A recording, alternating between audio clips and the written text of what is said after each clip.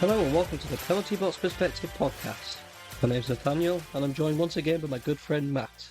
How are you doing today? Yeah, I'm really good, thank you. How are you? How are you doing? You feeling all good?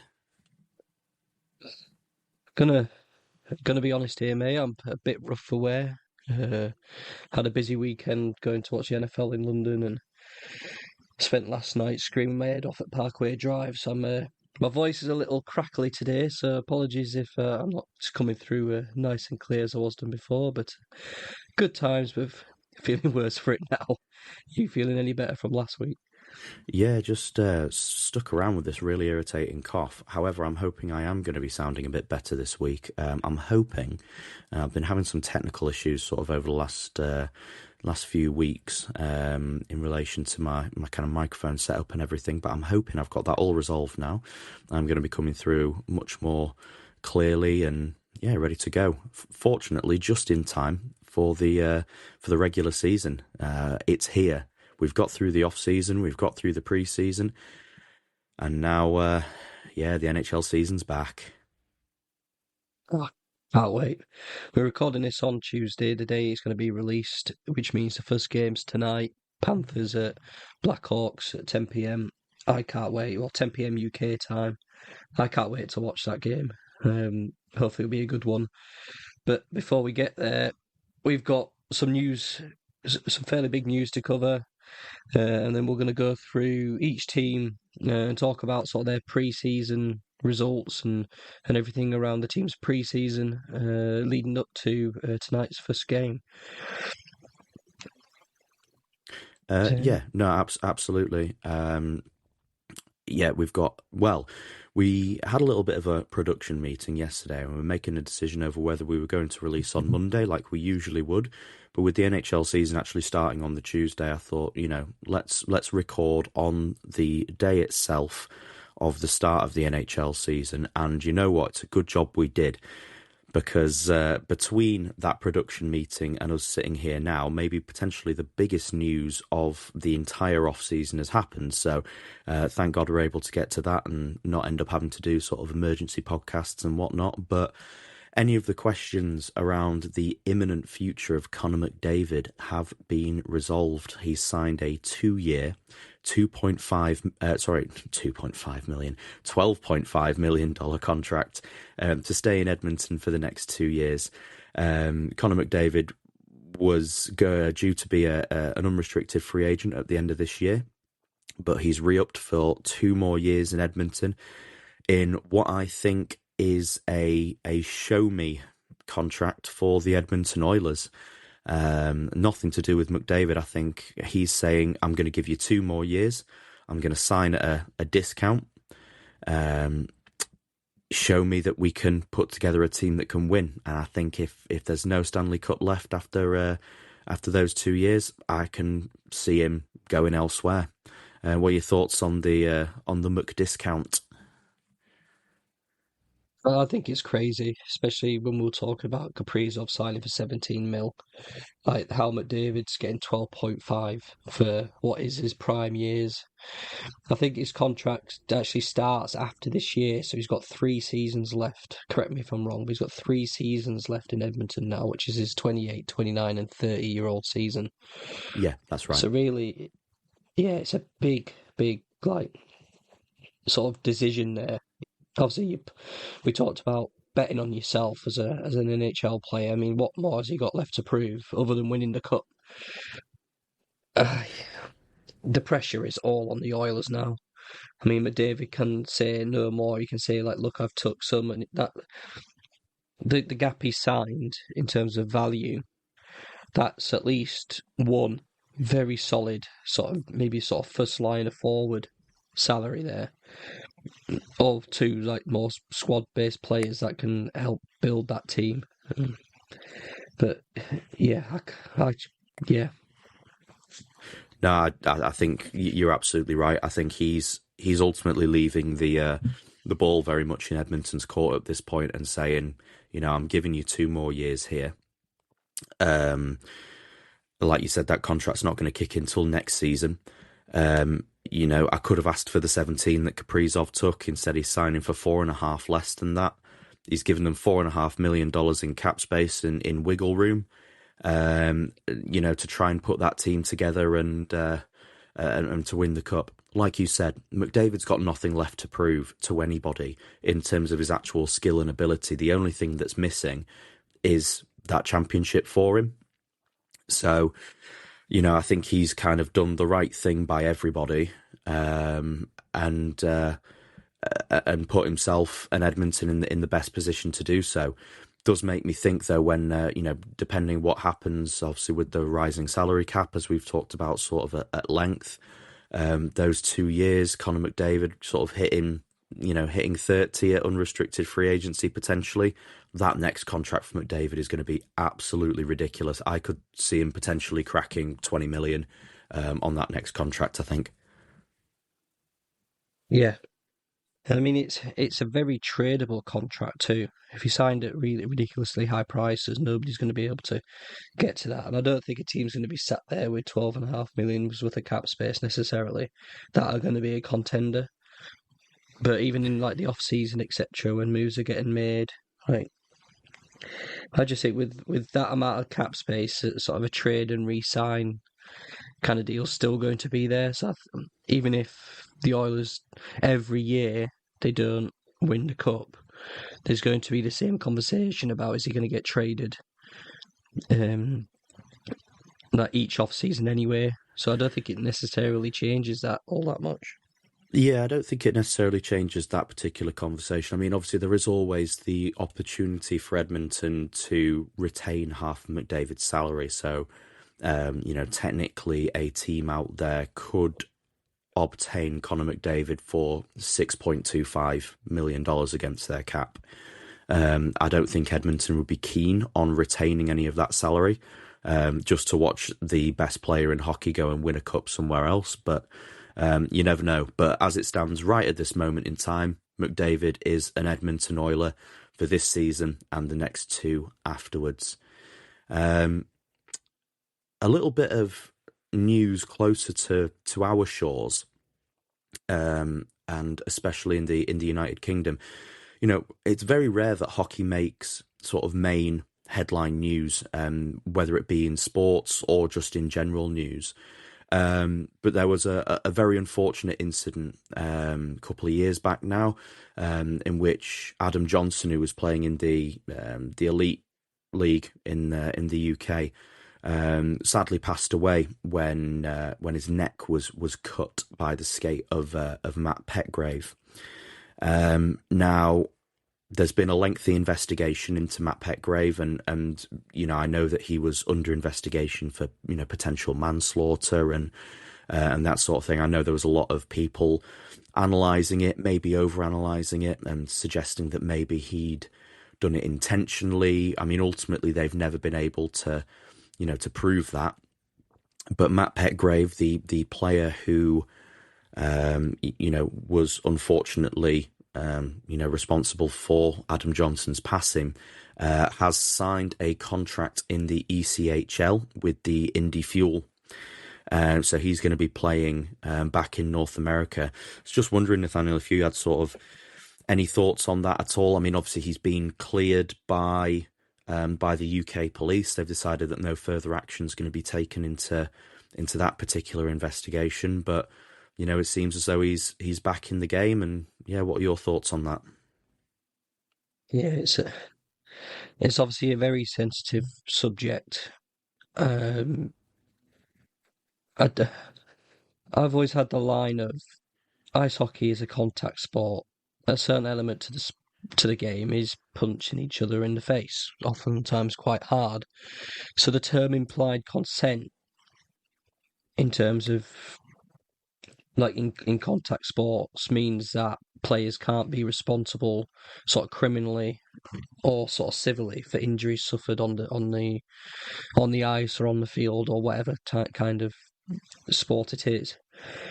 Obviously, this was a very different matter where somebody has passed away, and obviously it needs to be investigated for any sort of wrongdoing in any way, shape, or form. And I don't think it's necessarily for me or for any sort of fan or bystander to try and make a conclusive judgment on what happened on that day and what culpability there is, because that's the purpose of the criminal justice systems or the investigative standards in sort of in the league itself, etc.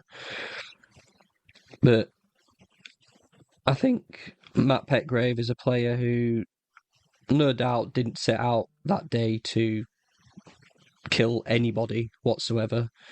And that being said, it's his job, it's his work. He's been out of the game for a few years already. As much as it is kind of a sensitive subject, why shouldn't he necessarily go on the ice again? But then, obviously, it's natural for other players and teams, etc., to have some certain anxiety about it. But obviously, how many games of hockey has he played, and how many times has this, or how many games of hockey has there been in existence, and how many times has this happened? It's very, very low.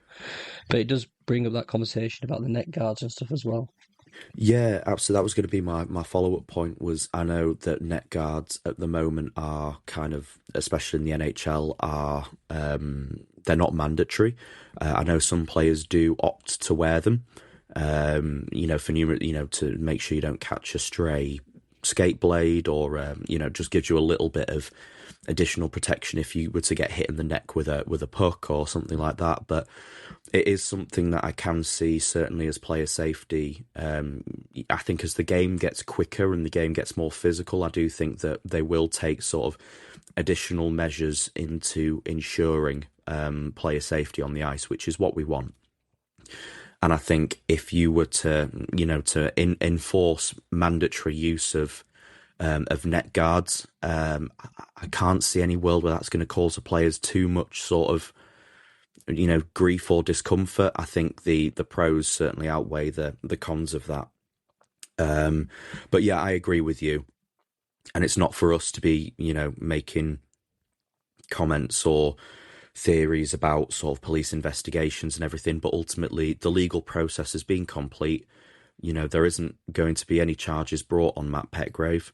And as a result, he should be able to, to return to the game. Obviously, he's had a couple of years out now, so he's going to be back in North America.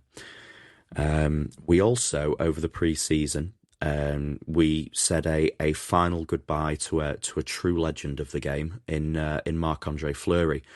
He played his last game in a professional tryout contract that he signed back in Pittsburgh with the Penguins, to go between the pipes one last time.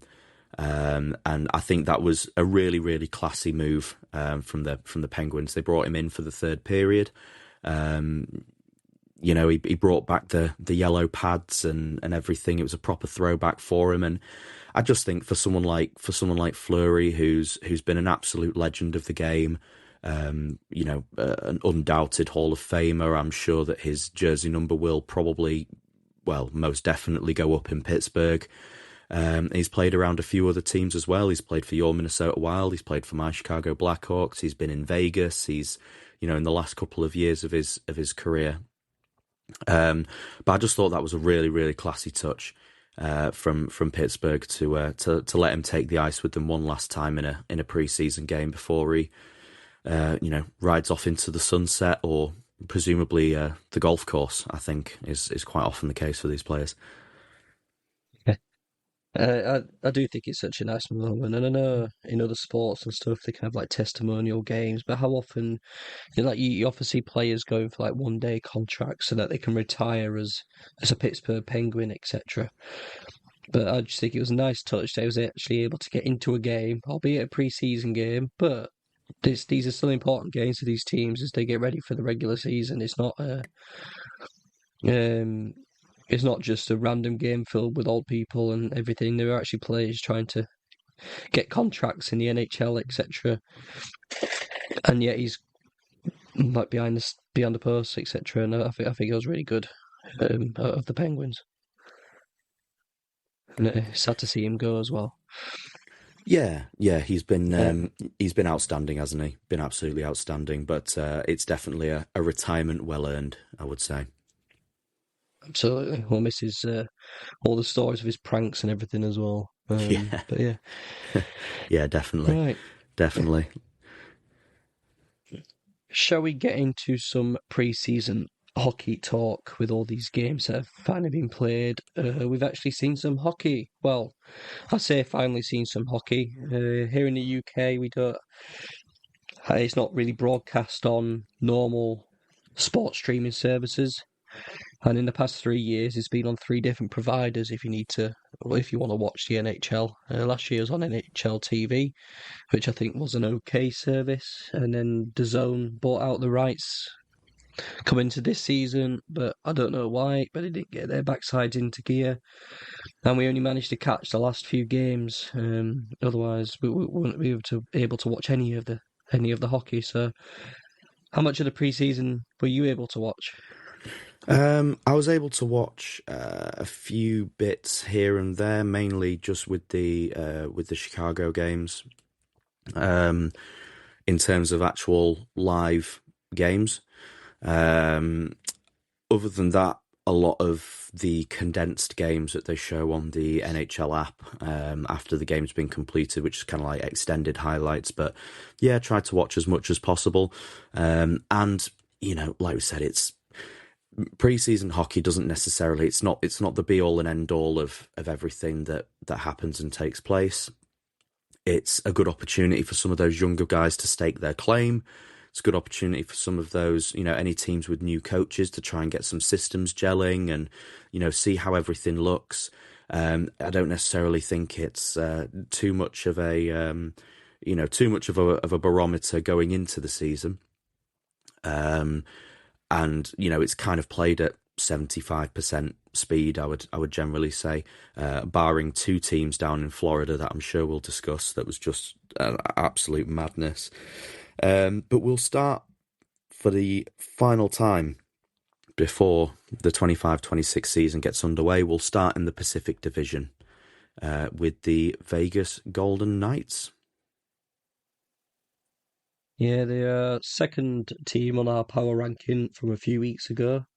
The Vegas Golden Knights, I said, had a fairly mid pre-season, from what I could tell. Played 7 games, winning 3 and losing 4. No real sort of notable results here. They didn't have any sort of consistent point scorers. Nobody got more than 3 points across the squad, so which may be indicating some sort of transition and rotation in their players. But yeah, a fairly not a high intensity preseason for the Vegas Golden Knights, I don't think. Yeah, I think it was a fairly sort of innocuous preseason for them. Like you said, very sort of middle of the road. I think very much just using opportunities to get some people rotated in, get some people some reps, some minutes. Nothing sort of massively of note, and that leads them into their season opener against the Kings that will be happening tomorrow on the 8th of October. Nothing too major in terms of injuries that we didn't sort of already know. Obviously, we've spoken about Alex Pietrangelo already, that he could potentially be out for the season, but we may see him at the end of the year. Dorofeyev and Lausen have also missed the majority of the preseason, if not all of it. So, they'll work their way back into the lineup sort of as and when they're sort of fit and ready to go. But yeah, I think a very sort of reasonable preseason for Vegas, I think. Yeah, I do remember seeing a highlight of the Mana Eichel link up in their sort of 1 or 2 preseason games. I think they were gelling pretty well together so far. I've seen nothing against any proper defenses, mind you, at this time, but I think nothing great, but also nothing seemed to have gone wrong for Vegas during the preseason, which generally means they're probably going to be going in fairly good into the regular season. Yeah. But with that, we'll go into the LA Kings, who are currently 13th in our power rankings. Now, they seem to have a better pre-season They won 5 of their 7 games. The losses come to the Ducks and to the Mammoth. Now, I did watch the Kings against the Ducks on the 4th of October, a couple of days ago. I watched that game, and he went up to a big early lead, did the Kings, before the Ducks came back, and it actually went to overtime, and Kings got the winner. Again, unfairly, I would say. The Ducks were all over the Kings, and then they got a breakaway and scored to win that game. So they were very lucky in that. Again, it's only a pre-season, but I enjoyed watching that. But over the 7 games, he had one player who collected quite a lot of points, and that was Malott with 2 goals and 3 assists. But yeah, I think they've had a decent pre-season of the Kings. Yeah, they've looked good, haven't they? I mean, they played a nice sort of rotation of teams. Played a couple of games against the Mammoth. They played 4 games against the Ducks, as well as a game against Vegas as well. And that leads them into their season opener against Colorado later today.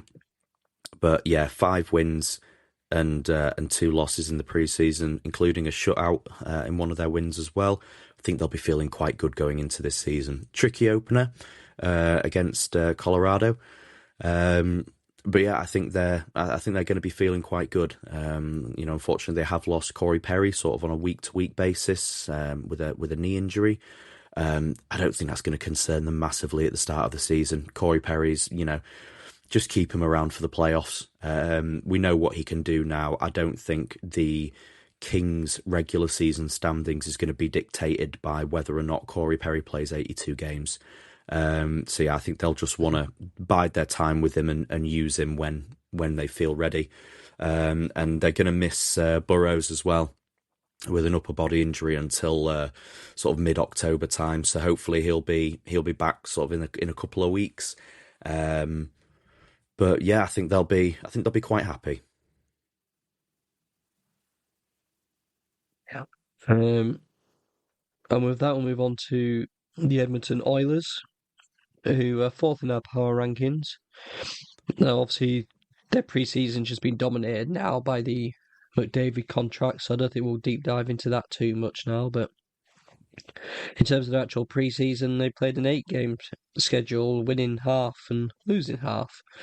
So with 2 of the losses coming in overtime to the Flames and the Canucks. I think they played a lot of rotational players. I don't think Draisaitl or McDavid played a lot, but in the games they played, Draisaitl scored 3 goals and got 2 assists. Now they go into the season playing the teams that they've pretty much played in pre-season, so it might be a good practice for it. But they got the first game against the Flames on the 8th, and then follow up with the Canucks, both at home. Sort of going into the regular season. And only sort of one real injury of note was Zach Hyman, who's obviously broken his wrist and is out till sort of November-ish time, they're thinking. Obviously we'll see when he comes back, but big pressure on the Oilers going into the regular season. They need to get off to a good start. Yeah, I think it's going to be essential for them. They need to sort of come out the blocks, well.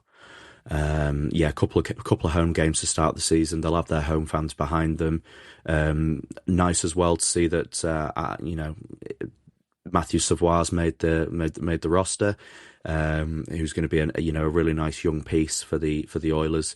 They're not typically a team at the moment that you would that you think of as having sort of a load of sort of young players and prospects, but certainly with Matthew Savoie and Isaac Howard as well, who they obtained from Tampa in a trade earlier this summer. That'll be a couple of nice, exciting young players to watch for them this season, and hopefully they can make an impact. But yeah, it's going to be big pressure, and we'll move from there into the Edmonton Oilers' first opponents of the regular season.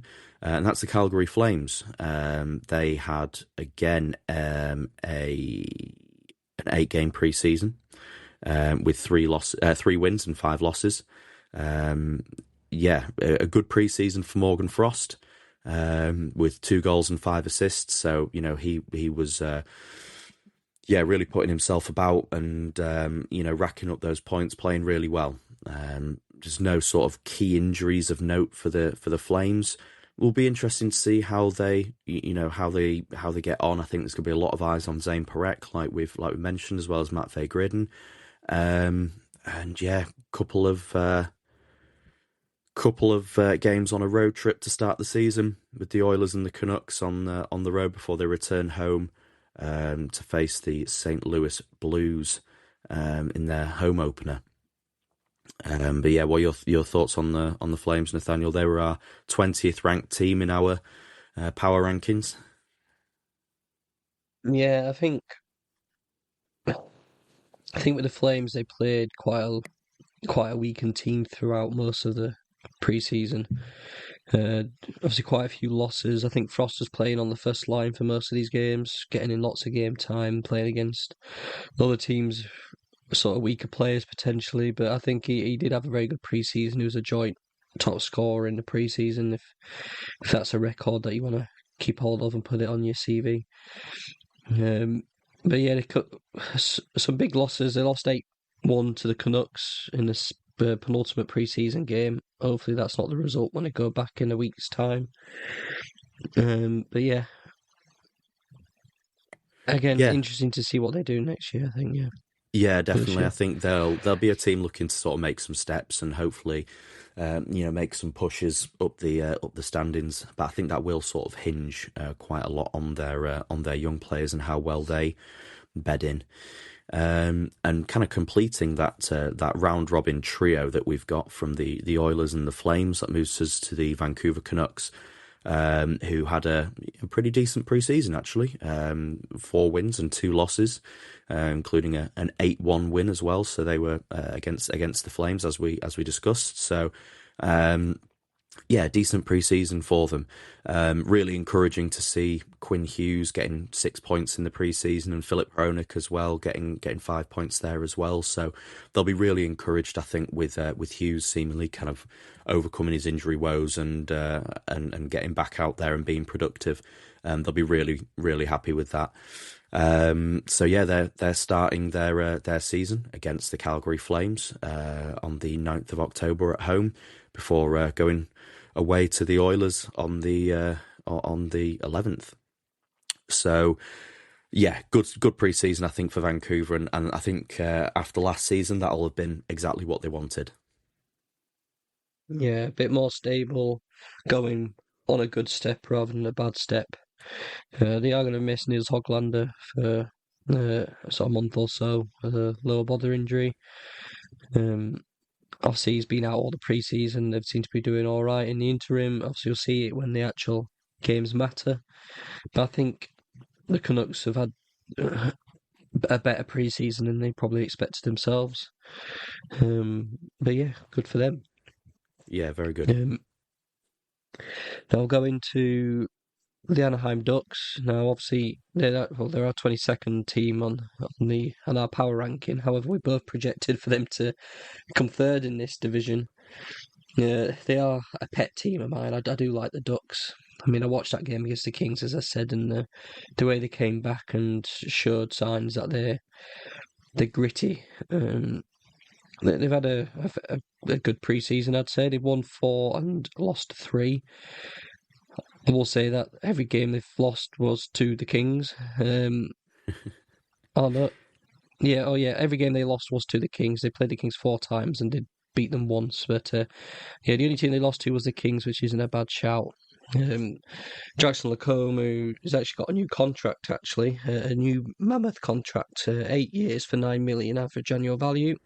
Came in clutch with 6 assists, no goals, but 6 assists, which you can't complain about. But yeah, what do you think about the Ducks pre-season and obviously Lacombe's new contract as well?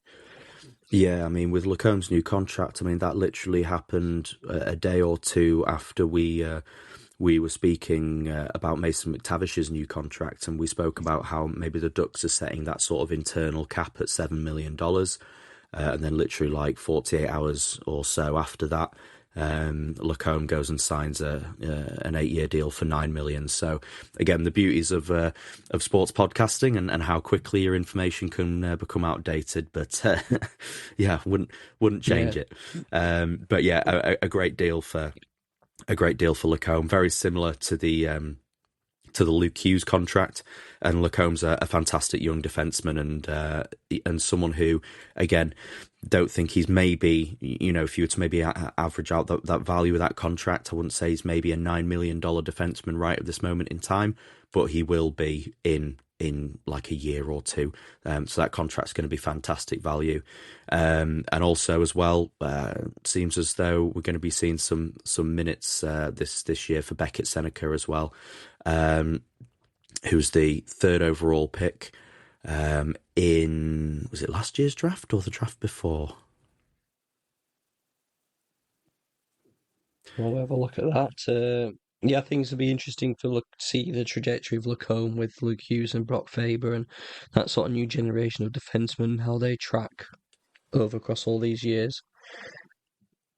Yeah, no, definitely. And yeah, I just think they're such an interesting. They're just such an interesting team with all of their young players and they play with a lot of speed and they've got a lot of power and Seneca especially is someone who brings a lot of power. I just remember watching it was the 2024 draft. That's right. Of watching the draft, and I think the most surprised person in the room when Seneca was drafted 3rd overall was Beckett Seneca himself. Yeah, it was a good pick for them though. But he seems to be a very exciting young player. So yeah, I think they'll be. He was electric against the Kings from what I saw. Ozzy Carlson got the plaudits for his performance in that game, but I think Seneca was sort of excellent. I'm not surprised he's made the roster with how he was looking. Obviously, I hope he continues that on into the regular season. But the Ducks play the Kraken away trip to start. They play the Kraken and then the Sharks. So a fairly gentle opening to the season for the Ducks. So hopefully they can get up and going and might be 2-0 when we talk about them next week. We'll see. Potentially so. Yeah, once they go on their road trip of sea creatures. And then, we could, by the time we come back to them, they may have some wins on the board. And speaking of sea creatures, we'll move into the Seattle Kraken, our 28th ranked team on our power rankings. So not necessarily someone who we had high hopes for, but they did have a relatively productive preseason. 6 games played, they got 4 wins and 2 losses. So yeah, I think they'll be quietly happy with that. 5 points as well from Neiman as well, 4 goals and an assist as well. So he's he's definitely shown his chops in the preseason. Yeah, I think they'll be quite happy with that. I don't see much from Seattle this year, but I'm ready to be proven wrong. They do have a couple of injuries, to Capo Caco and to Riker Evans as well. Both expected to be back in November, so they're not going to miss too much time, but they may miss the first few games. But they're starting with a home stint against the Ducks and the Golden Knights. Your thoughts on the Seattle Kraken, Nathaniel? Yeah, I don't have really much to add. I think he covered off all the good sort of parts. I didn't really watch or pay much attention to the Kraken. I think I said that before, where they're the team least likely for me to check in on at the minute. But yeah, solid, good. I mean, you can't argue with the results. I mean, in all of their wins, they scored 4 goals or more. But again, what opposition were they playing in terms of strength? I don't know, but we'll see how they go off. A tough start to the season. But I think every game's tough, I guess, really, when you think about it, anyway. Yeah, I suppose so. And that will move us into our last place team in our power rankings, the San Jose Sharks, who had, again, another team with a 6-game preseason schedule, 2 wins and 4 losses. One of those wins was a shutout victory against the the LA Golden Knights. And yeah, some decent performers across those 6 games. Cardwell getting 3 goals and 2 assists. Toffoli getting 2 goals and 3 assists. And Regenda as well, getting a goal and 4 assists as well. But yeah, I think it's going to be another year of the focus being on the youth for the Sharks again. Obviously, they have added quite a few veteran pieces around them. A couple of new faces in there, and a home stint to start the season. Nathaniel, thoughts on the Sharks? Yeah, I mean, they thought they'd come into this year with a bit more promise and then come out still losing games, still conceding far too many goals. Apart from their 2 wins coming against the Golden Knights, a 3-0 and a 4-1, which might take you by surprise again. I don't know what strength the Golden Knights were putting out there, but yeah, some different names at the top of the scoring sheets for the Sharks. I hope they'll progress from last year, but I'm not exactly sure how that's going to do. But they got Misa showing potentially on the second line already this year. A lot of pressure on Celebrini and Misa to pin down your forward attack, like your top line forwards. Obviously, we'll see how they get on. I think they make or break this year. I think. Yeah, I think you chuck Will Smith and Eklund into there as well. I think I know we've discussed previously the depth that they have of exciting young attacking players. They have also added Sam Dickinson into their lineup this season. It'd be good to see how he does. I like Sam Dickinson a lot. He was someone I was really hoping Chicago were going to draft, but he fell to the Sharks. Yeah, very talented player. I don't say it's going to be an interesting season for the Sharks, but again, I think it's going to be more about how it looks with those young players as opposed to the score in the box at the end of it. Yeah, progress, I think, is what they're after. Yeah. Maybe not an objective measure, maybe a more subjective view, but they want to make some progress. And the thing is, they're going to have to start paying these young players or start trading them away if they're not going to be good for them. But yeah, tricky decisions to make. But we'll move on to the Central Division now with the Winnipeg Jets, our 3rd team in our power rankings. No, they had a very sort of slow pre-season. They only played 6 games, lost 4 of them, and then won 2 of them, both against the Flames, their victories. Again, I don't think they were necessarily taking the pre-season all that seriously. I think their main view is on just getting into the regular season, just like racking up points as they do. They start off against the Stars and the Kings, both at home. So they'll be hoping to come out with at least 2 points, I'd say, out of those first 2 games. Yeah, it's going to be a tricky start to the regular season, and tricky for them off the ice as well with a number of injuries as well. See Adam Lowry out with a hip problem, Dylan Sandberg out with a wrist issue. He's not going to be back roughly until sort of the back end of November, which is going to be a little bit of an issue. And then Cole Perfetti is they're hoping he'll be back sort of maybe this time next week. He'll be back there. I think the same maybe around October 11th is when he's sort of on injured reserve until. So yeah, they'll some big losses in the lineup there. They'll just want to try and get those guys back as soon as possible, and hope it doesn't sort of derail their start to the season. And yeah, all eyes will be on the reigning Hart Trophy winner, Connor Hellebuck, seeing how he does, and Kyle Connor in a contract year as well. He'll be licking his lips, I think, at the $17 million being given out to Kirill Kaprizov this season, and thinking that if that's the benchmark, if that's reset the market, I could see him going on an absolute tear. But yeah, I'm really excited to see what Kyle Connor does this season. It's a tough division, though. That's the only thing. If they go to a poor start, the injuries start going up, it'd be hard to chase back. I mean, I've got confidence that they're going to be fine in the regular season anyway. But only one way to tell, and that's to watch the games. But we'll go on to the next team then, the Dallas Stars, who are 11th in our power rankings at the moment. They had potentially one of the better pre-seasons out there. They scored 5 wins out of their 6 games, only losing to the Avalanche. several players like racking up the points. Johnston with 3 goals, 4 assists, joint top scorer of the pre-season. Seguin with 2 goals, 3 assists, and Robertson with 3 goals and 2 assists. So I think they played the starters in quite a few of the games. Maybe with a new coach coming in, they wanted to get more, like as you've said, implementing the new systems, etc. Trying to get the foot on the gas, as you might say, going into the regular season. What are your thoughts on the Stars? Yeah, good pre-season for them. I think potentially, I know we've had kind of our discussions about them firing Pete DeBoer last year, but definitely seems as though they've readjusted to their new systems quickly. And I think I think they could be an absolute wrecking ball this year, depending, how they start.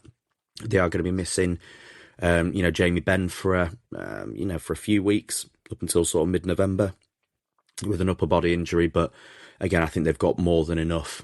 Such a deep roster: Robertson and Rantanen, Sagan, Johnston, Hintz and Heiskanen and Thomas Harley and Lindell, and they've just got a great bunch of skaters out there. And then they also have Jay Cottinger as well, who I think it's going to be really interesting watching the battle between Ottinger and Hellebuck for who's going to take that starting goalie role for Team USA at the Olympics. So I think Ottinger will be out there, definitely with a point to prove, and a motivated goalie is always going to be a good goalie. So I think it'll be they'll be very, very good.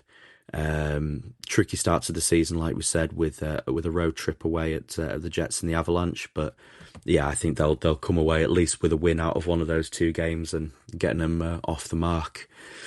But we'll move into the Colorado Avalanche, who I think are a team playing with a little bit of haste this season, and trying to maximise their window of opportunity as whilst it's still open. But 6 preseason games played, 4 wins and 2 losses. Good preseason for them. I think there'll be no sort of massive injuries. I know they're going to be missing O'Connor for around the next month, but it seems as though they're fit and firing and ready to go. Starting off with a road game against the Kings, then coming home to the Mammoth and the Stars. It'll be interesting to see how they, how quickly they come out the blocks and just how sort of offensively dominant they can be. Yeah, obviously they were my pick for the Stanley Cup champions. And I think they're gonna have a good start to the season. Not really much to say. I just want to see it in action. So I might be eating my words, but I think they're pretty well set. Now we'll move on to then my team, the Minnesota Wild, who are sit 9th in our power rankings.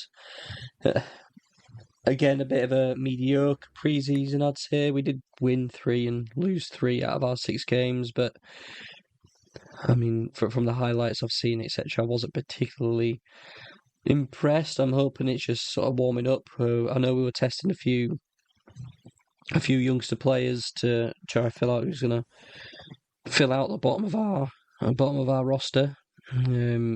Obviously, Baldy's chipped in with a goal and 4 assists to highlight his dominance. But what are your thoughts on the Wild?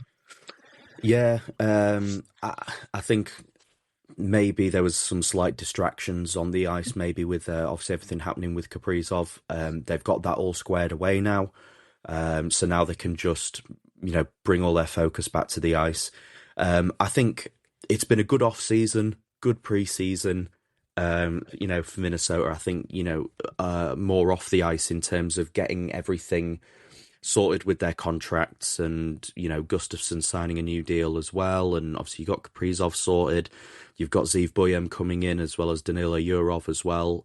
So a couple of nice fresh faces there. Going to be a shame missing Zuccarello for the start of the season for around 6 to 8 weeks. That's not ideal. But I really like Minnesota. I think they're a nice, exciting team. And I'm excited to see how motivated Kaprizov is now he's got now he's secured the bag. But yeah, starting off with an away trip to St. Louis, and then coming back home for their home season opener against the Columbus Blue Jackets. But yeah, I'm excited to see the Minnesota Wild start, and I'm excited for you to to get a front row seat. So, yeah, and what we were hoping for with this pre-season, which is why I'm a little bit disheartened, is that we got rid of some of our sort of bottom six, like Freddie Gaudreau, etc. We're still playing Johansson, and we swapped Nyquist for Tarasenko on the second line, sort of goal threat, which I think is an improvement. But we're hoping for some sort of upgrades from either Liam Ogren or Danilo Yorov, etc. And obviously Yorov's made the roster, and Ogren's had to. I think he's going to get dropped back down to the AHL. But even just like decisions like David Jiricek wasn't performing too well in the pre-season, so that we've claimed Damon Hunt again back off of waivers, who's probably going to sit as our 7th D, which means Jiricek might be going back down to the AHL as well. So a couple of our prospects, which we hope would make the next step, haven't really shown in pre-season. But I mean, it might just be me wanting the best out of every situation. They might come good yet. We don't know yet. Yeah, I think there's no harm in letting a prospect over marinade in the AHL, especially if you've got that there as an option, and if they're not quite there or where they need to be, then by all means send them down for a little bit, because the alternative is you have them starting on the NHL roster and they start getting pasted night in, night out, and it just really hinders their development and knocks their confidence and everything. So I wouldn't worry too much about Jiricek. I think he'll be right there, and when he's ready to come up, he's going to form a really exciting young defensive core in Minnesota. So yeah, be really good for them. Yeah. Really good. So moving into the Minnesota Wild's season opener opponents, the St. Louis Blues. A pre-season that started a little bit sketchy, but kind of rounded out with a couple of wins. 6 games played, 4 losses and 2 wins, including a 4-0 victory against the Chicago Blackhawks. I will say that was a Blackhawks roster comprising more or less solely of players from Rockford in the AHL, and St. Louis more or less came to play with their entire NHL roster. But a win's a win. Rob Thomas had a nice start to the pre-season as well, with a couple of goals and 3 assists as well. I think they'll be. I think you'd rather lose your first 4 and win your last 2 than I think win your first 2 and lose your last 4. That's how I would see it anyway. I think you'd rather take the momentum of those couple of wins into the season, starting with that home game against the Wild, and then going on a road trip to Calgary to face the Flames. What are your thoughts on St. Louis? There's one particular fresh face in St. Louis that I think a few people are going to be excited about, and I think a lot of people are going to come to know his name very soon. Yeah, well, if not for his play, but for his great name, Jimmy Snuggerud. I think he's going to be a top player in the league. I think he's going to be up there with Demidov as sort of the new face, young scorer of the league, etc. I mean, I agree with a lot of what you said in terms of their pre-season. It started off rocky, but then they beat the Senators 7-1, and then obviously Blackhawks 4-0. But how much you take from that, and how much we take from the pre-season in general, I'll say again, is very, very wishy-washy. It's not cemented by any means, but yeah, I think they can be confident that they're putting themselves in the best position possible to do as well as they can. Yeah, I would completely agree. We've seen with Snuggerud especially, he's been playing on the top line and the first power play unit, so I think he's going to have a lot of opportunities to succeed. That's the exact reason why I plucked him from the mound of available players in our fantasy league, as a depth forward for us. So I'm hoping that he's going to put up some points for me this season. Not against the Blackhawks. Yeah, as long as he doesn't do it there, that's absolutely fine. That's no problem. Um, Yeah. yeah. We'll Speaking go. of teams that had a rocky start and finished stronger, the Utah Mammoth, our 19th ranked team in our power rankings, had a 7-game preseason with 5 consecutive losses before rounding out with 2 wins against the Kings and the Sharks. Yeah, very similar sort of preseason pathway to the Blues, really. But yeah, Dylan Gunther getting 4 goals and an assist, Mikhail Servachev getting a goal and 4 assists. So yeah, I think there's quite a lot of excitement and anticipation around the Mammoth this year about what they're able to do, potential wild card aspirations, I think. But yeah, what about the Mammoth for you, Nathaniel? I just think they're trying to make positive steps. Obviously, rebrand after moving from Arizona. They I don't see them doing anything really this year. Nothing stood out to me and go, yep, okay, they're ready to make the next step, especially in this division with so many powerhouse teams and teams on the up. I think they're more going to go down rather than up this year. But I mean, that might be harsh to say, but the preseason was pretty meh, I think. Yeah. But they go up on an away trip to start the regular season, going up against the Avalanche in their first game, which is a tough matchup, and then they go to Nashville to face the Predators. And I think that's the real early season acid test of what type of team are you going to be this year, Utah. You need to win that game, I'd say, to get off on the right foot. Yeah, completely agree. It's all I think for a lot of these players, it's very much all about kind of and for these players and teams, the start of the season. It's so crucial, isn't it? Trying to make sure you set off on the right foot and try and be as productive as possible. Moving into the start of the season and build that momentum. And I think for a team like Utah, that's going to be pivotal, I think. Yeah. Also going to the sort of their rivals, I guess, for this year is the Nashville Predators, who are 27th in our power rankings. Now, I like a bit of symmetry. They played the Panthers twice. They then played the Lightning twice, and then played the Hurricanes twice. Now, they didn't sort of win and lose against each team. They beat the Panthers twice, they lost to the Lightning twice, and then they split the series with the Hurricanes. So they overall end up with 3 wins and 3 losses on the preseason, with Wood scoring a goal and 4 assists. Again, not a team that really excites me. They did sign Evangelista to a new contract, 2 years for $3 million, which I think is in the end a good contract for them, for both sides. But yeah, what were your thoughts on the Predators? Yeah, I think Evangelista getting that contract sorted was I was really surprised that it took as long as it did. I know that by all accounts, the initial contract that was being offered to him, I know Elliot Friedman on 32 Thoughts said that the first contract offer was 2 years by $1 million, which I think Evangelista took that as a little bit of a slap in the face. They've managed to get there on 2 by 3.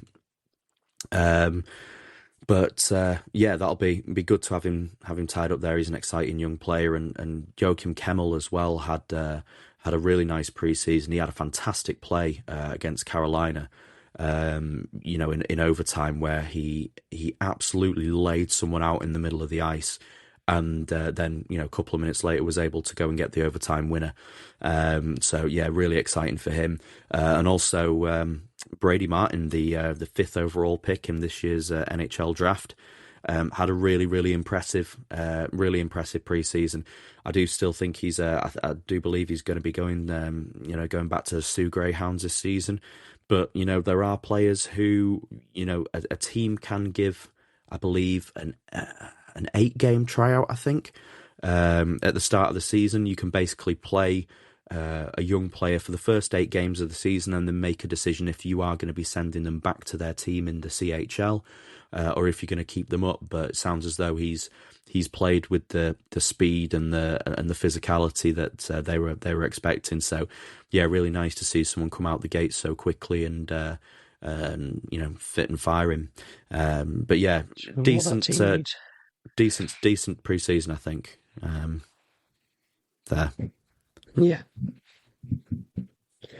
Obviously, we're going to then move into talking about your team, the Chicago Blackhawks, who are our 26th ranked team at the moment.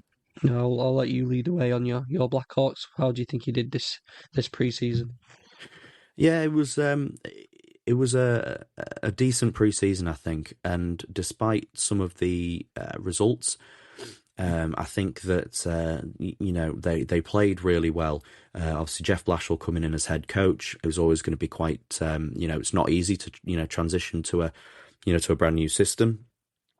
But yeah, they only really, of the losses they did sustain, so the only one really was that 4-0 loss to the St. Louis Blues. But as I mentioned before, that was a lineup consisting predominantly of players who are going to be playing in Rockford this year in the AHL. So not too concerned there. My key takeaways from the preseason for Chicago was everything you wanted to see from the young players was what you saw. So Frank Nazar had a terrific preseason, 4 goals and an assist, including a preseason hat trick against Minnesota. Connor Bedard looked good. Connor Bedard looked good. Sam Rinzel looked good. Artem Levshinov had some really nice plays as well during the preseason. He's a really, really interesting player, is Artem Levshinov. Someone capable of doing the absolute incredible, but then is also, defensively can be a little bit suspect at times. But he's a complete rogue, and someone who'll definitely have some highlights, but maybe some lowlights, especially in his first year as well. They did sign Matt Grzelcyk to a 1-year, $1 million contract following his professional tryout contract there. I think just to give a little bit of reassurance to the defensive core. They're not a team that has a massively veteran defensive core. They've got Connor Murphy after, and then discounting Grzelcyk, your oldest defenseman after that is like 24-year-old Alex Vlasic. So they've had the likes of Ethan Del Mastro and Nolan Allen, Wyatt Kaiser, Artem Levshinov, Sam Rinzel, Kevin Korchinski, Louis Crevier, all these guys who no one probably has any clue who I'm talking about, making these making appearances over the preseason. But yeah, they've looked the players that you've wanted to look good have looked good, and I'm optimistic in that regard. Also been nice as well for away from Chicago. Anton Frondell, who was the 3rd overall pick in this year's draft, he went back to Sweden to play in the SHL, and has become the 2nd youngest player in SHL history to score a hat trick. So including a Michigan goal as well, which was a nice play. No idea what the goalie was doing, but it was a great play regardless. So yeah, I was really happy with that, and it's nice to see Frondell thriving already in a men's league, and he's looking really, really promising. So yeah, he's been fantastic. Yeah, have you seen there's news released about Vlasic, who's probably going to be out for the first week or so? He actually took a skate blade to the leg, and he was saying about how he was sort of panicked that he thought that it might have caught his Achilles and stuff, which is quite nasty when you think about it. But thankfully, it missed that. But that could have been a very serious, very bad problem for the Blackhawks. Seem to have got away with one there. But I think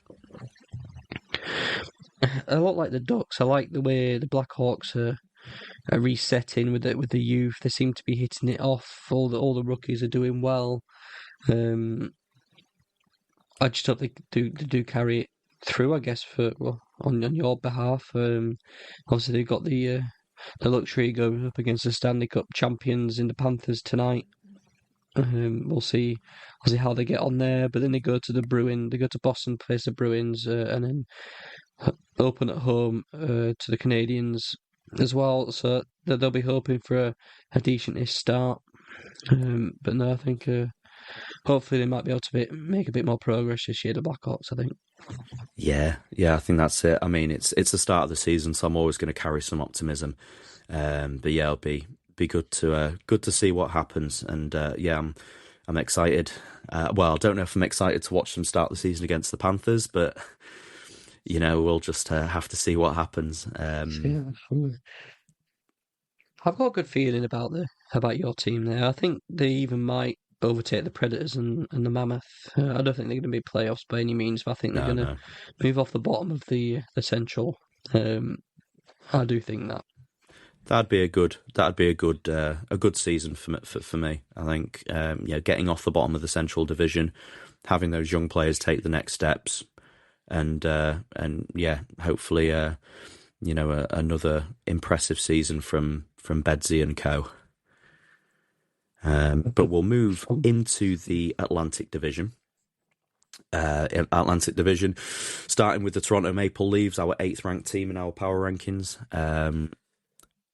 And yeah, an okay pre-season, I think, for Toronto. Couple of wins, 4 losses. A couple of like overtime losses and things like that. So not too much to get tied up on. Some decent performances as well from the likes of Scott Loughton and Mason Michelli and Lorentz and McMahon as well, all kind of chipping in with some decent points. Loughton then unfortunately did pick up a bit of a knock, but yeah, should be back in the next couple of weeks or so. But they start with a home game against the Montreal Canadiens.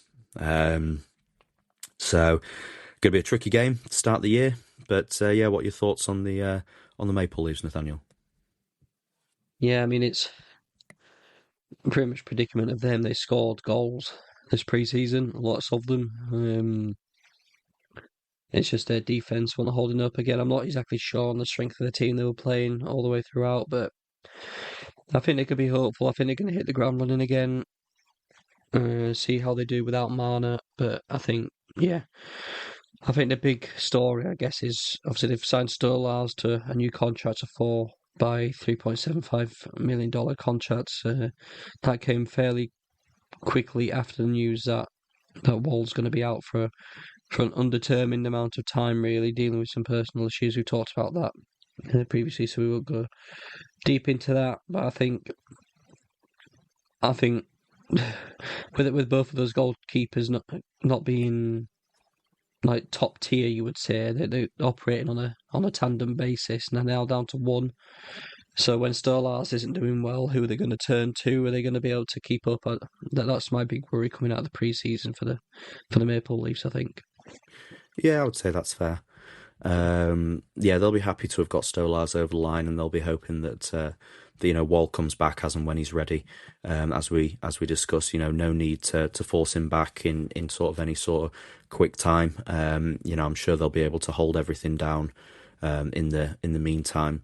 But moving to a team that had a very good pre-season with a bit of a strange finish, the Tampa Bay Lightning played a 7-game pre-season, won the first 6 before a 7-0 loss to the Panthers in what was one of the most bizarre games of hockey I've ever seen.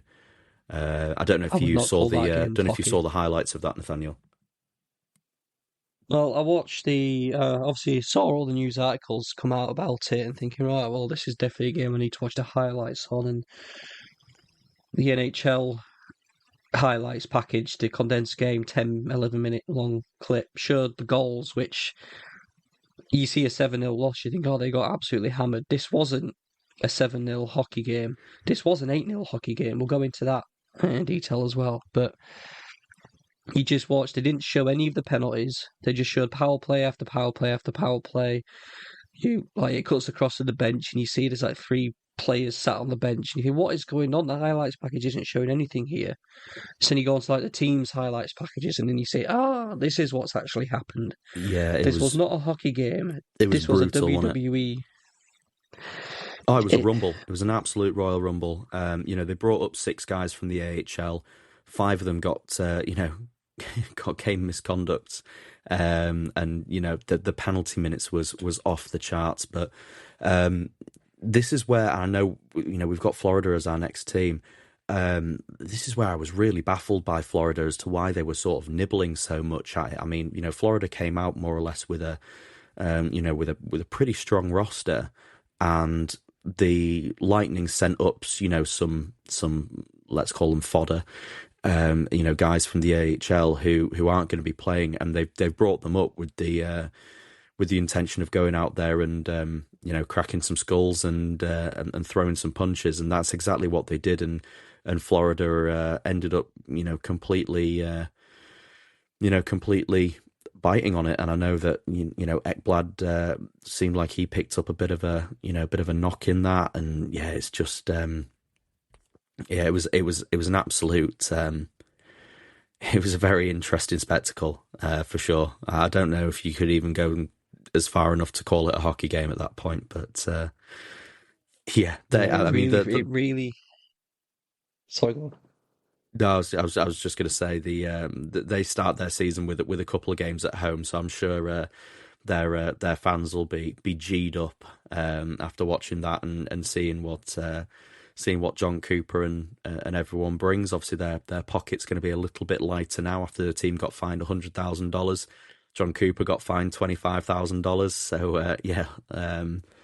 it was a spectacle.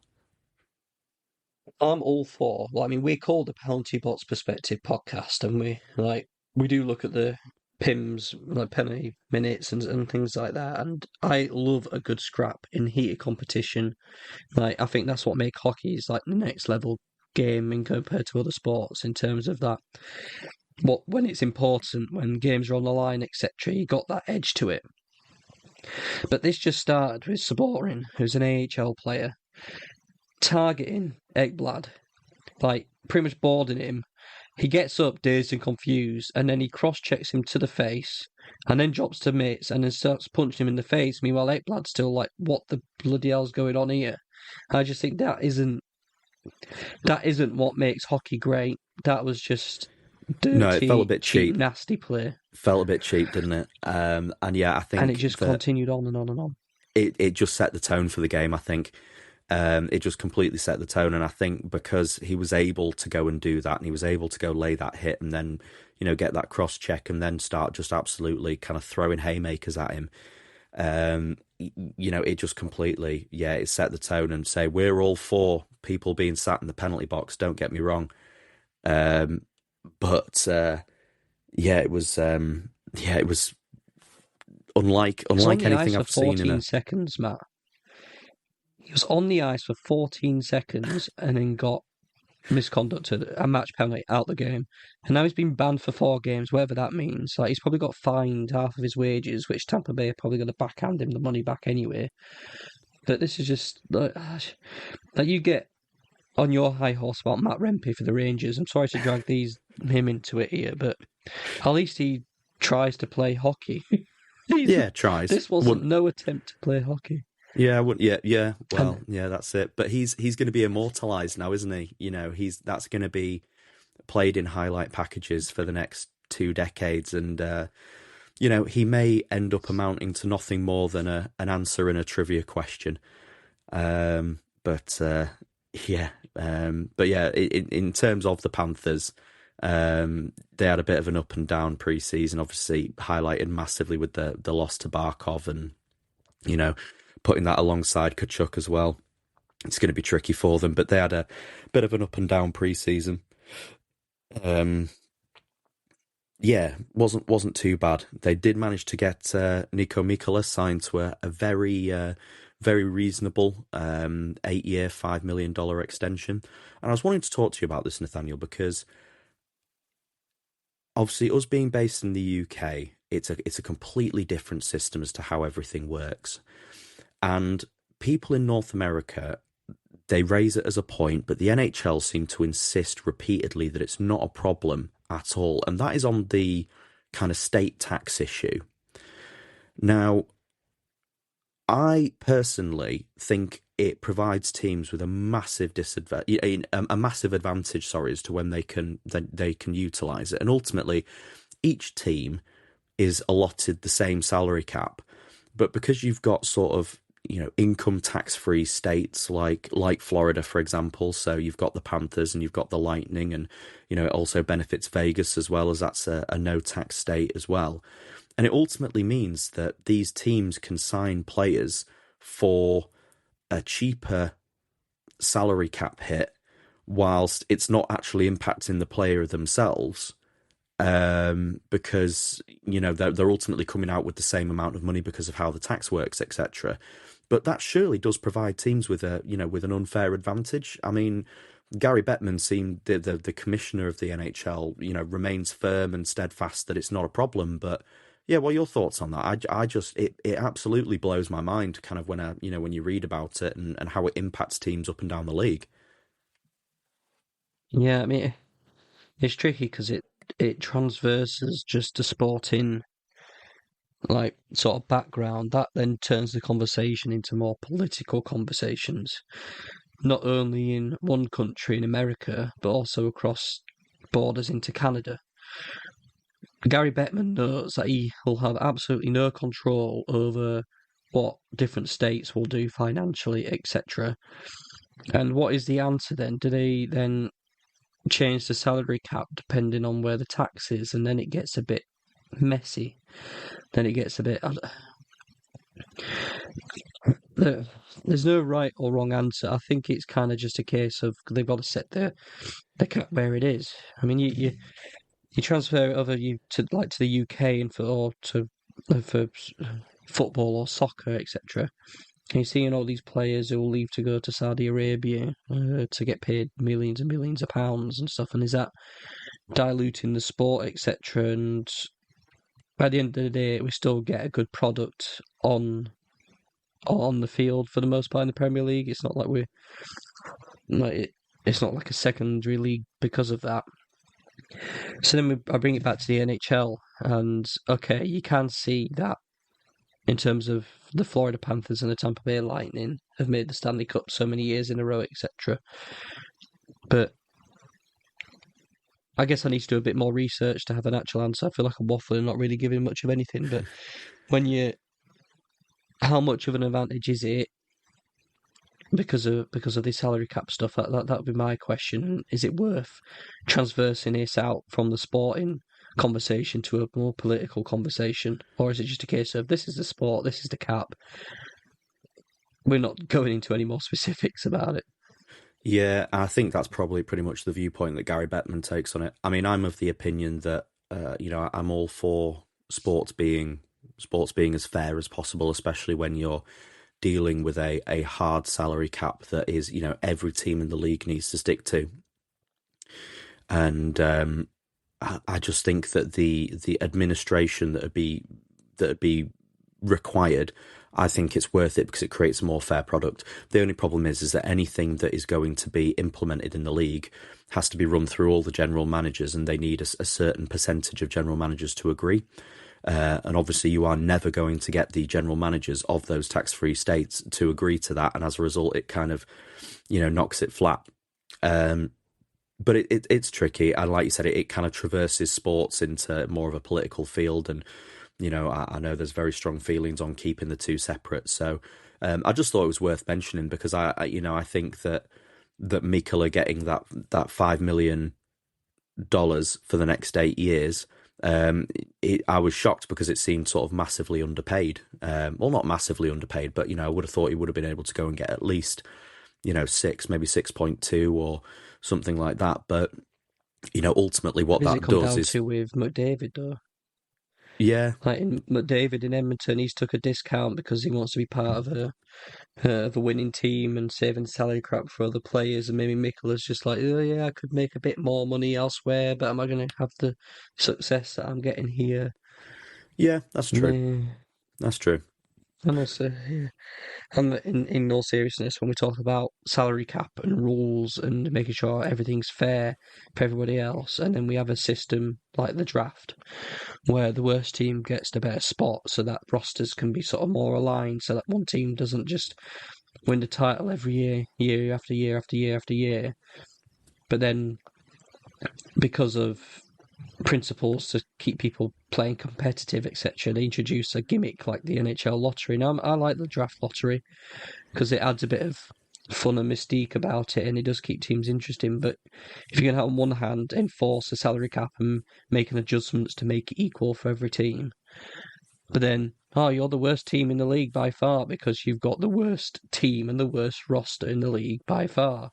And you get screwed out the first overall pick because the New York Islanders jump up with like a 5% chance or whatever and take the best player on the board. You just you can't have sort of both. It's either, well, all serious, Yeah, all jolly, or let's overthink it, I guess.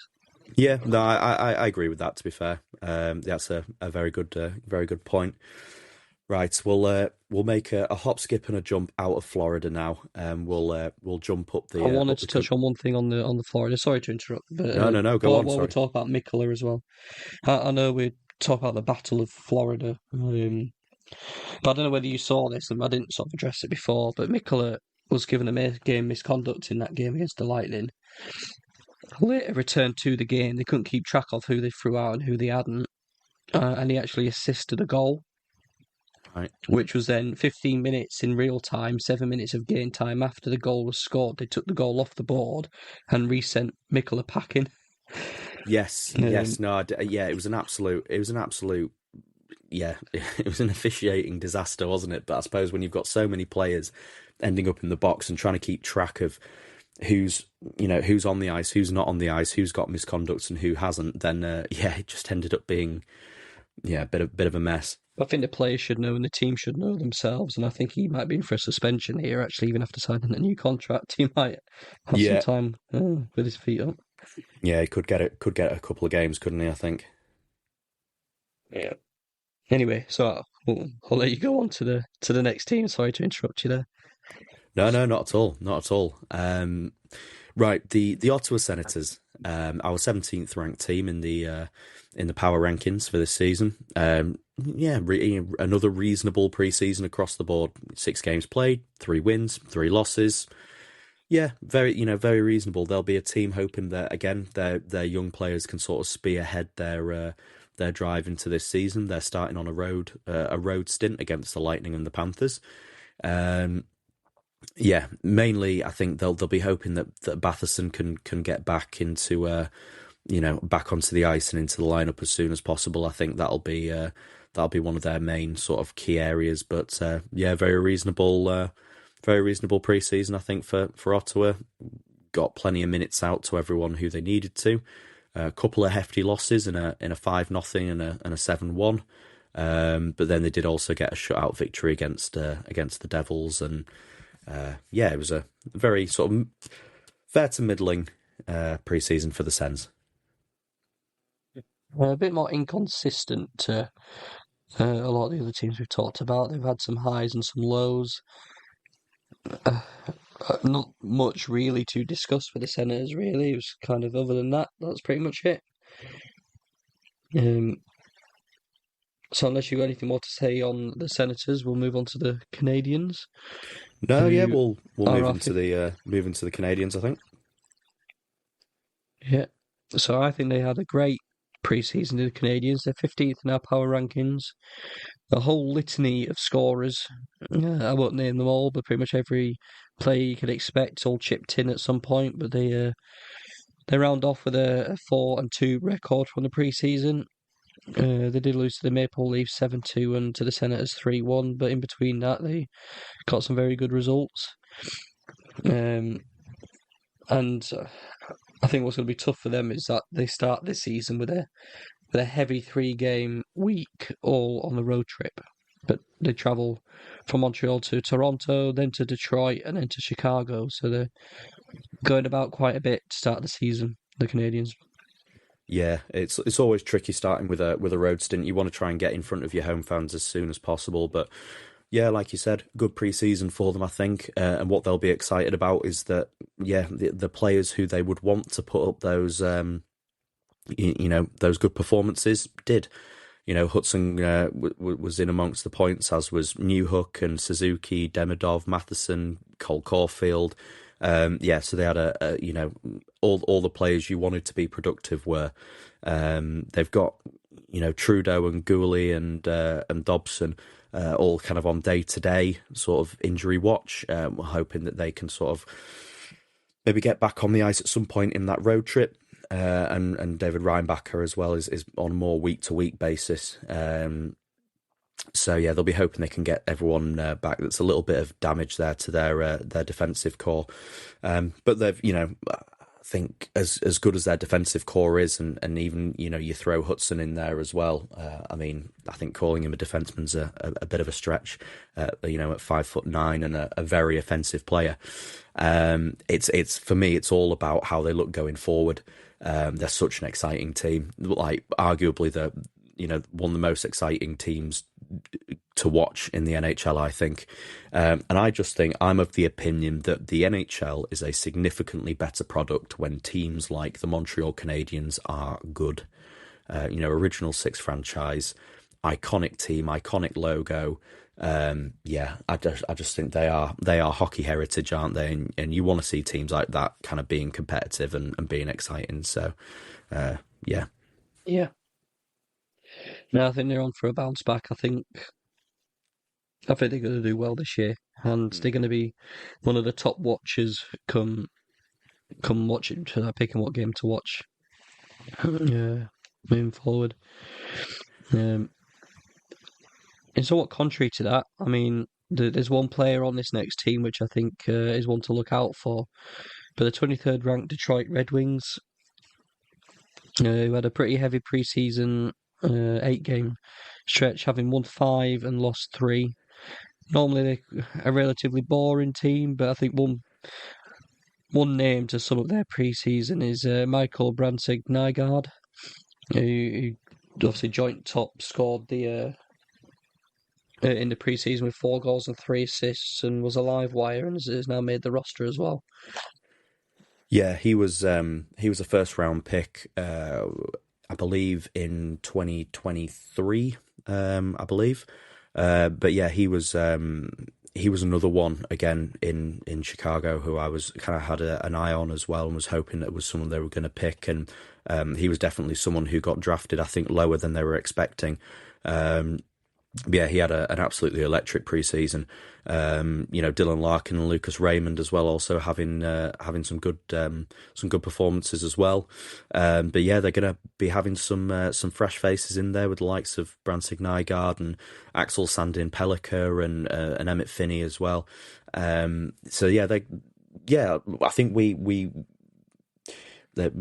often think of Detroit as being a very sort of mid team, and hopefully there might be something a little bit more exciting to watch of them this season. They have unfortunately lost a few players just on like a day-to-day injury basis, Edvinsson and Danielson and Van Riemsdyk as well.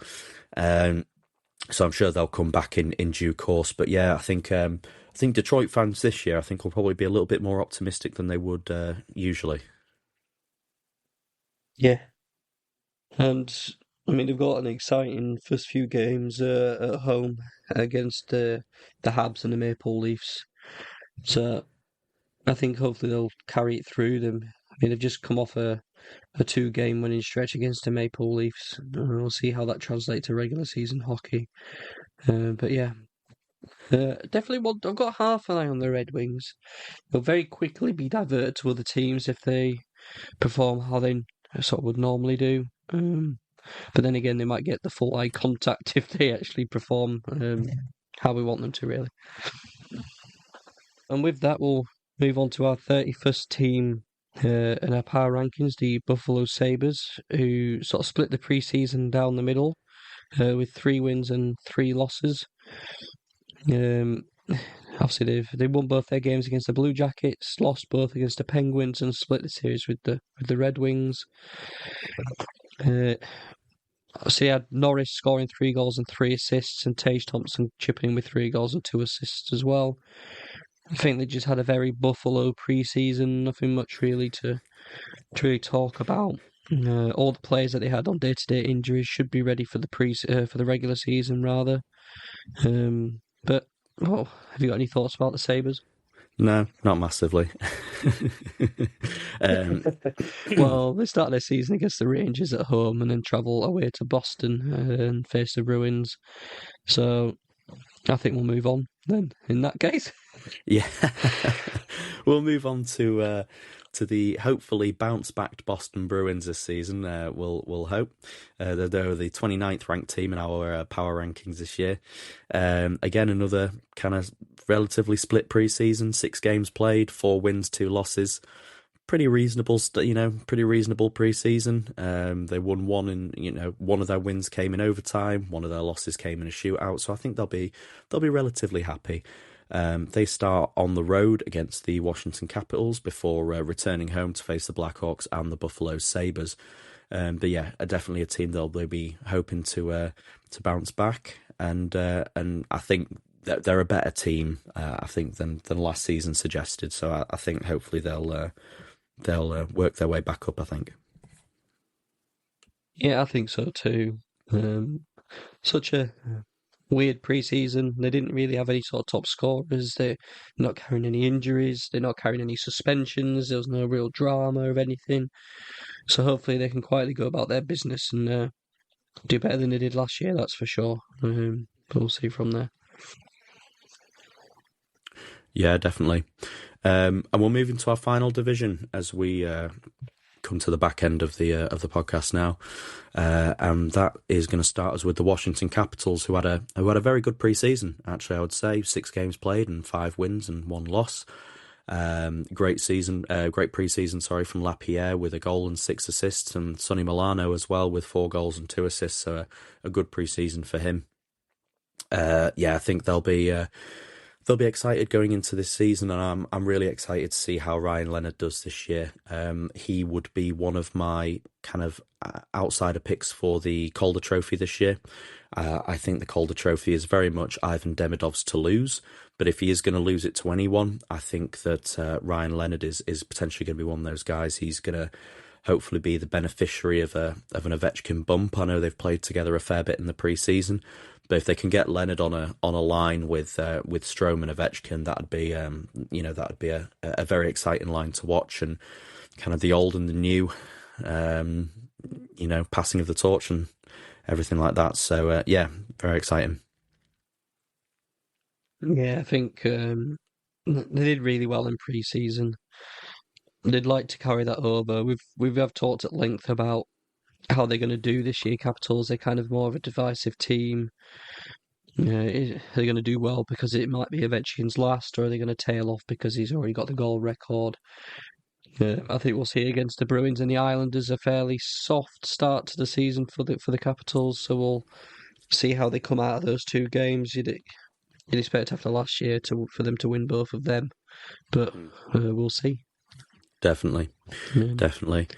And speaking of a team who had a good pre-season to a team who had a slightly horrible pre-season, actually, was the Carolina Hurricanes, our 6th ranked team in our power rankings. 6 games played with 1 win and 5 losses. Granted, a couple of those losses did come in overtime, and a lot of their losses, they lost, by 6 goals to 5, by 4 goals to 2, and by 2 goals to 1. So, they weren't on the end of any absolute plasterings. But I think they would like to have maybe seen a couple of those over the line, or maybe even got a couple of wins in overtime. But like we said, it's try not to read too much into the pre-season results. I'm sure they'll be very happy with where they're at moving into the season. They start off with a home stint against the Devils and the Flyers. But what are your thoughts on the Hurricanes, Nathaniel? Is it as bad as it looks, or are we thinking they're going to be all right? I think they're going to be just fine. You look at that and you see if we were talking about a different team with less quality, you might be running around with your hands up in the air screaming fire, fire, fire. But I think I don't have any major concerns about the Hurricanes. I think they're going to be in it. I think they're going to do well. And this is sort of real hypocritical when we talk about the pre-season about how much it doesn't matter. When the team loses 5 out of the 6 games, I think they'll come into the season flying. Yeah, absolutely. So moving from our 6th ranked team in the power rankings to our 10th ranked team, the New Jersey Devils. Again, a slightly heavier preseason schedule for them, 7 games, 3 wins, 4 losses. Again, I think that's a very sort of middling preseason for them. A few injuries, some issues there for New Jersey. Some of them they'll be hoping will be back sort of November time. Nosen, Casey and Lemico. Kovacevic, unfortunately, it looks like he's going to be gone until January. So they'll be hoping they can get him back. But yeah, obviously getting that Luke Hughes contract over the line, that will have eased a lot of fans of the Devils as well as all the people in the boardroom, I think. So they'll all be very happy with that, I think. What are you thinking on the Devils? Yeah, they're just a fragile team, aren't they? They're so open to be impacted by so many different things that it's hard to. You just want to nail them down and shake them and go, come on, pull yourself together a little bit. One bright spark is there is Arseny Gritschuk, if that's how you pronounce it. Sorry if that's wrong. He came in hot into the pre-season with 2 goals, 3 assists, and he's actually going to make the roster, I think. So he's going to be a player to look out for. Again, it's just with the injuries, keep your players healthy and you should be all right. They start the season tough on an away trip to the Hurricanes and the Lightning. So another case is we'll see. They're the other half an eye that I had for the Red Wings is also on the Devils, because I can very easily see the Devils sort of tail spinning if not careful as well. Yeah, absolutely. I think one of the biggest signings they could have made in the off-season, I think, would have been a new medical department, I think.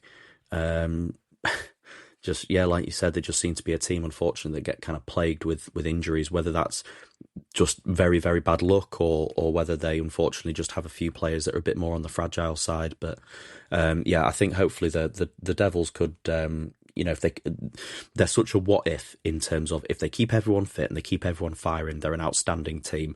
But they are a team that like you said, can tailspin entirely if they start kind of dropping like flies. Yeah, anything else on the Devils, or shall we move across to Ohio? Well, I think we'll move across to Idaho and the Columbus Blue Jackets, our 21st team in our rankings.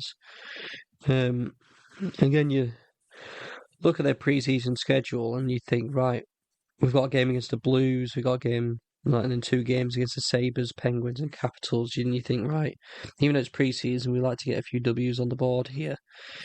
But they only won the games against the Blues and the Penguins.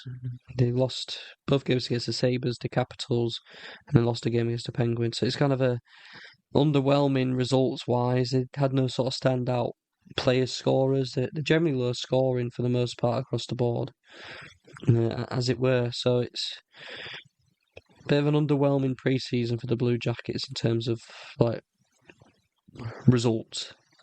Yeah, I think on ice product. I think they were maybe hoping they could have. They'll certainly have been hoping for a bit more.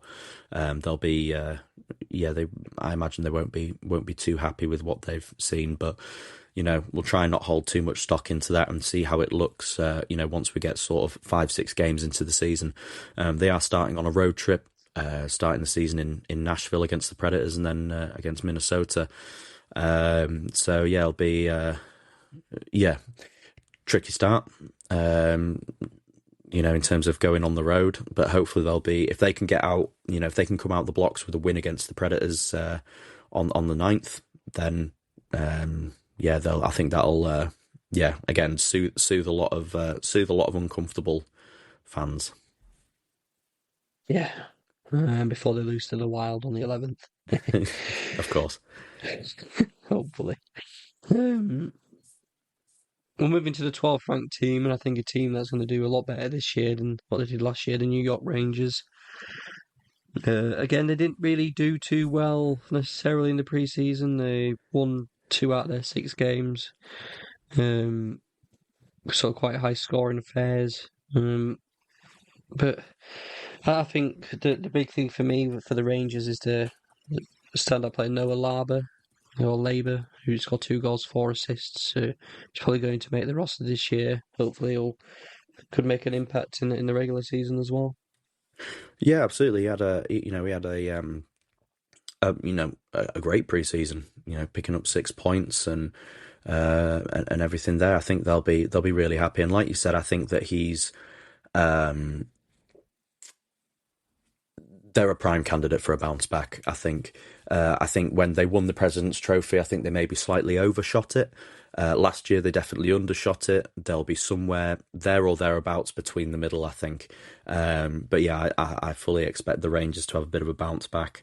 Noah Laber as well, a 4th-round pick in the 2022 NHL draft. So I do always like to see it when the slightly later draft picks, are able to come and make themselves established in the league, and really glad that he was able to get that good preseason under his belt. I'm sure he'll be really happy with that.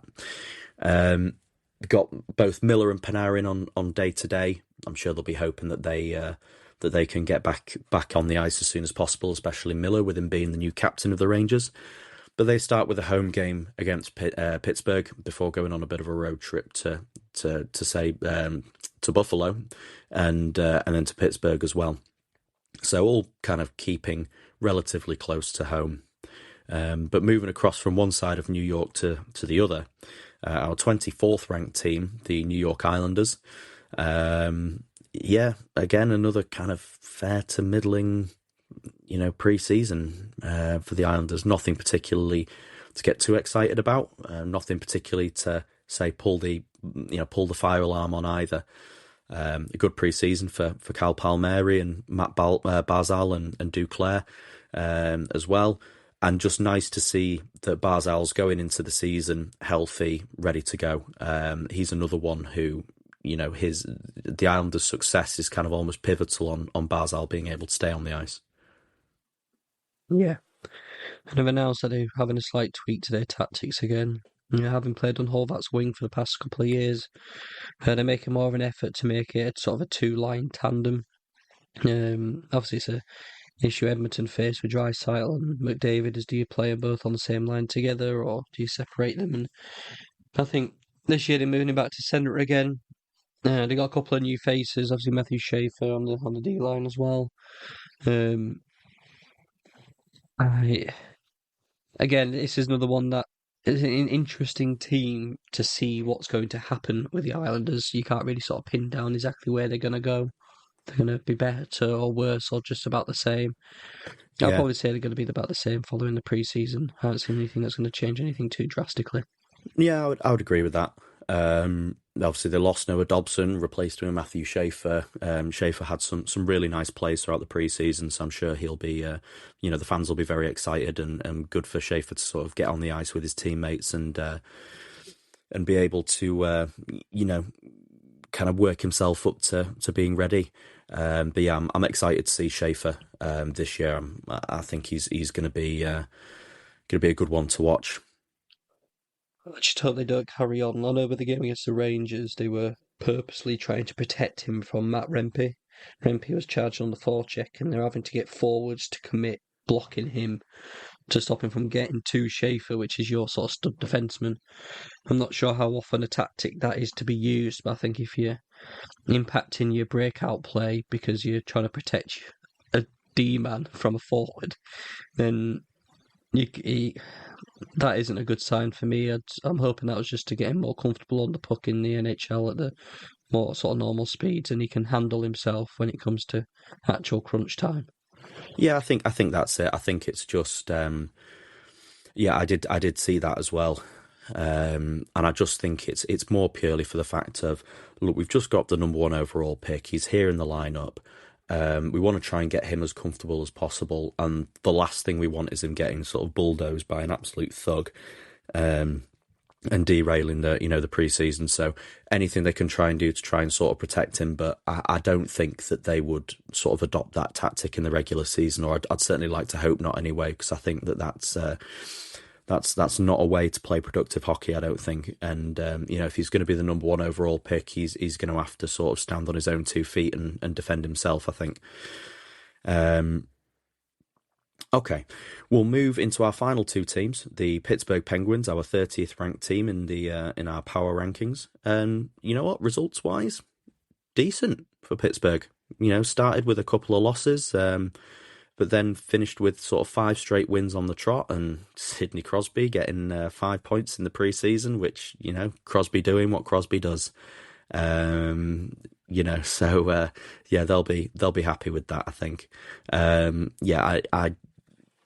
I'm not particularly hopeful for the Penguins this year, so I think they are going to have one eye on Gavin McKenna, who I don't know if you saw, scored an absolute rocket on his Penn State debut the other night, and I think there was something like 57 NHL scouts in attendance to watch McKenna's first game. The hype around this kid is absolutely unreal, but so far he's answering the call. But in terms of the Penguins, think probably went better than they expected. Yeah, I think the fact that Crosby played as sort of much as he did, I think a lot of the points he got was in one game. But still, I did think they played a stronger team than you would have expected in the preseason, the Penguins, which is surprising considering how old they are. We did do a deep dive on them. If you didn't catch the episode, go back and listen to that. I think that'd be a great listen. But they start the season at the Rangers, and then at home against the Islanders, and then the Rangers again. So I think it is a litmus test again to see where they're going to be at. Are they going to be competitive, or are they going to? What are they going to be? And they need to sort of decide early doors what they're hoping to achieve and go for that. I say they're a slightly old team. They've got quite a few fresh faces that are potentially going to be making the lineup this year. Veal, Koivunen, Ben Kindell, and Harrison Brunicki. Other than that, I got not much more to say about the Penguins really at this time. Yeah, no, I think they're. I think it's the rebuild starts now, and yeah, the only final thing I would say on the Penguins, to echo Nathaniel, is we did a deep dive on them and potentially what a rebuild looks like. So please go back and listen to that if you get the opportunity, if you haven't done already. But from one side of Pennsylvania to the other, Philadelphia, our 25th ranked team in our penalty box perspective power rankings. Started the preseason with a win, ended the preseason with a win, and were sandwiched with 5 losses in between. Their victories come in both in shootouts. So again, I think it may not have perhaps been results-wise what they would have wanted, but I'm sure they'll be absolutely fine. Travis Sanheim getting 3 goals and 2 assists as well. I'm sure they'll be happy with that. But again, another team starting on a road trip, starting against the Florida Panthers, and then the Carolina Hurricanes. So a really tricky start, I think, for Philly. But yeah, just I'm sure they'll be hoping to be a little bit better this season than they were last year. New coach, a couple of new players. See how they do. Yeah.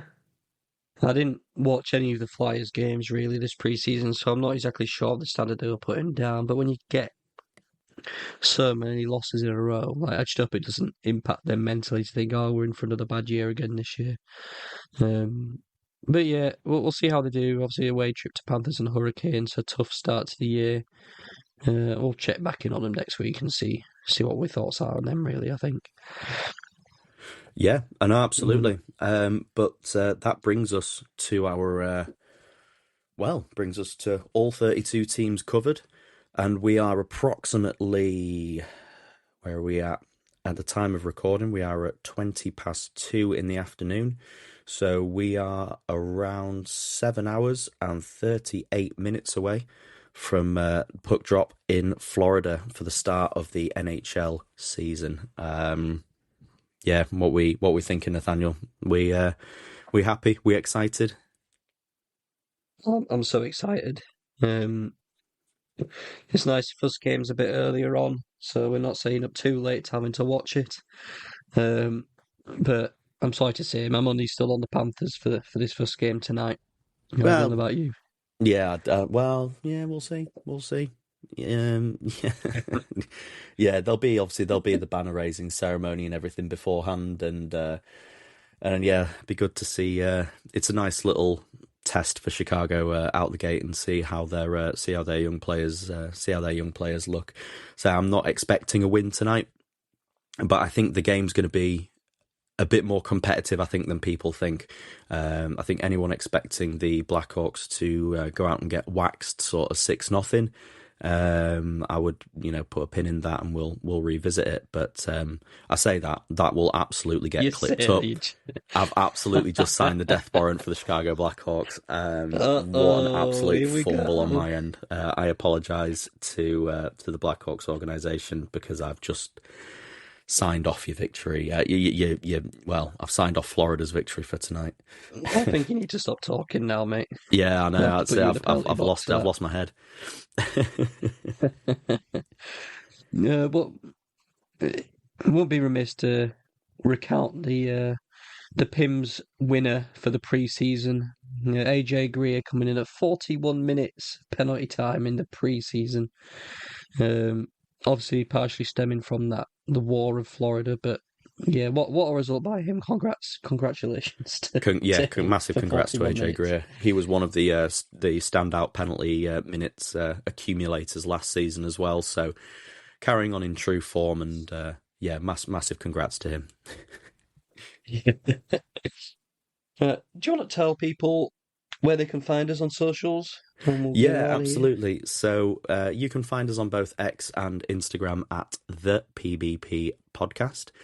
You can also contact us on Gmail at penaltyboxperspective@gmail.com.